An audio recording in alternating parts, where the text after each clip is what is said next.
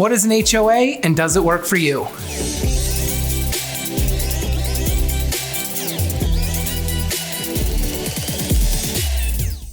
I'm Maxwell Stevens with Berkshire Hathaway Home Services, and what an HOA is a homeowners association. Some are gated communities with tons of amenities and pools and everything for your family to do.